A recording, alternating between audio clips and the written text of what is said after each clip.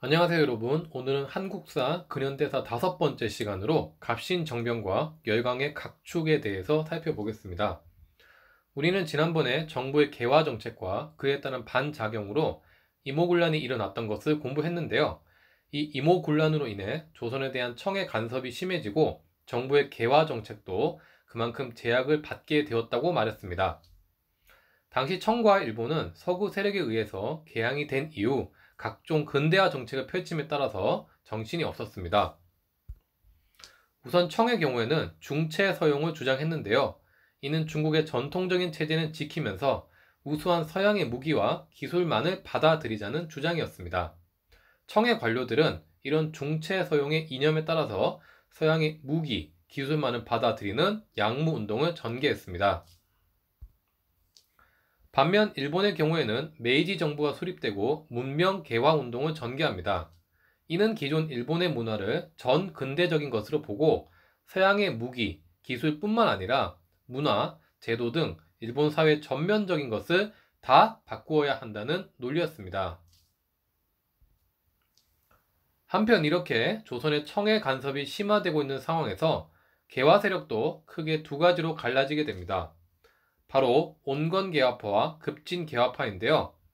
온건개화파의 경우에는 이름 뜻에서 알 수 있듯이 점진적인 변화를 추구하는 집단으로 서양의 무기와 기술만 수용하자는 양무운동을 본받자고 했습니다. 그들은 그런 일환으로 동도서기론을 강조했는데 이는 동양의 전통적 사상에 서양의 기술만 수용하자는 것이었습니다. 반면 급진개화파는 일본의 메이지 유신을 본받아서 서양의 무기, 기술뿐만 아니라 문화, 제도, 사상 등 모든 것을 다 받아들이고 바꾸자는 주장이었습니다. 이들은 조선의 전통적 문명을 다 바꿔야 할 것으로 보고 문명의 모든 것을 근대화해야 한다. 즉, 문명 개화론을 강조했습니다. 하지만 당시 상황은 청의 조선 간섭이 심화되고 있는 시절이었습니다. 이에 따라 청을 지지하는 온건개화파가 득세하는 시절이었고 반면 급진개화파는 갈수록 정부에서 설 자리를 잃어갔습니다. 또한 급진개화파의 김옥규는 근대화 정책을 위해서 일본으로부터 차관을 도입해서 돈을 마련하고자 했는데 이 역시 실패하면서 그 입지가 더욱 위축되었습니다. 이에 조선 정부 내에서 급진개화파의 불만은 갈수록 고조되어 갔습니다. 마침 1884년 5월 청은 베트남 문제로 조선 주둔 병력의 절반을 철수시키게 되었습니다. 때마침 일본으로부터 군사 지원을 약속받은 급진개화파는 이를 절호의 기회로 보고 우정국 개국 축하연을 이용해서 마침내 정변을 일으켰습니다.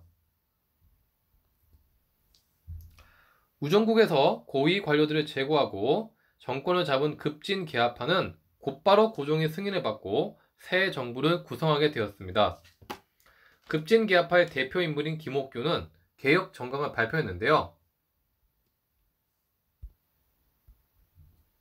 그 내용은 청으로부터 자주독립, 문벌 폐지 및 인민평등, 정치는 내각제로 운영하고 왕권을 제약해서 근대적 국가로 발돋움한다는 내용이었습니다.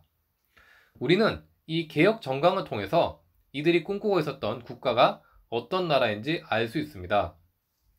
하지만 급진개화파의 이런 정변은 급진개화파라는 그 이름처럼 너무 급하게 진행되었습니다. 특히 일본만 지나치게 믿어서 급진개화파 자체적으로 충분한 군사력을 확보하지 못했고 백성들의 지지도 전혀 얻지 못한 상태였고 왕이나 왕후에게도 충분한 설득이나 지지를 얻지 못한 상황이었습니다. 급진개화파의 목적이 권력 차지임을 알게 된 왕비 민씨는 몰래 청에 사람을 보내서 다시 청에 도움을 요청하게 됩니다.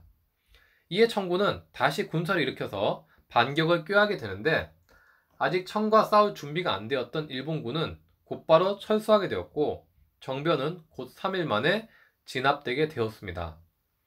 끝까지 왕을 호위한 홍영식은 살해되었고 김옥균, 박영효, 서광범 등은 일본으로 망명할 수밖에 없었습니다. 갑신정변은 청의 간섭에서 벗어나서 근대 국가를 세우려는 개혁운동이었습니다. 이들의 개혁 방안은 이후 갑오개혁이나 독립협회 활동에도 영향을 주었습니다. 하지만 이들의 개혁은 앞서 이야기했듯이 그 한계점이 명확했고 너무나 준비 안 된 정변이라서 실패로 돌아왔고 오히려 조선 정부의 혼란만 초래하게 되었습니다. 갑신 정변이 실패로 끝이 나자 그 책임은 고스란히 조선 정부가 떠안게 되었습니다.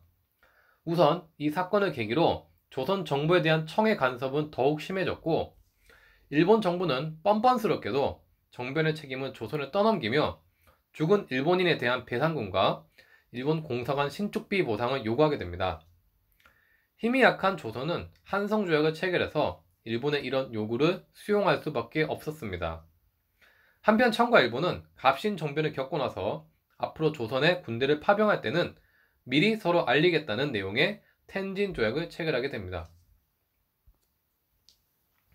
갑신 정변 이후 청의 간섭이 더욱 심해지자 조선 정부 내에서는 러시아 세력을 끌어들여서 청을 견제하려는 움직임도 있었습니다. 이에 영국은 러시아의 남하를 견제한다는 명목으로 조선의 거문도를 불법 점령하기도 했는데요.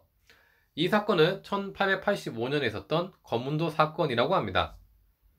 이렇게 조선 내에서 청, 일본, 러시아, 영국 등 열강의 각축이 점차 심해지자 아예 조선을 중립국으로 두어서 열강의 다툼을 막자는 중립화론이 제기되기도 했습니다. 이는 독일 부영사였던 부들러나 유길준 등이 제시를 했습니다. 하지만 이런 주장들은 열강의 지지를 받는 데는 실패했고 조선의 중립화론은 결국 실현되지 못했습니다. 갑신 정변부터 동학농민운동이 일어나기까지 10년 동안 조선은 청의 간섭에서 벗어나지 못했습니다. 자주적인 근대적 개혁이 필요했던 그 시기에 외국 세력의 간섭이 이렇게 심해진 것은 그만큼 조선의 역사에서도 오점으로 남습니다. 한편으로 외세의 개입이 없을 때 근대적 정변이 성공했더라면 한국 역사가 어떻게 흘러갔을지 하는 아쉬움도 남게 됩니다. 네, 다음 시간에는 동학농민운동이라는 주제로 뵙도록 하겠습니다. 이 갑신정변 내용 정리 잘 해두시기 바라겠고요. 다음 시간에 뵙도록 하겠습니다. 여러분 감사합니다.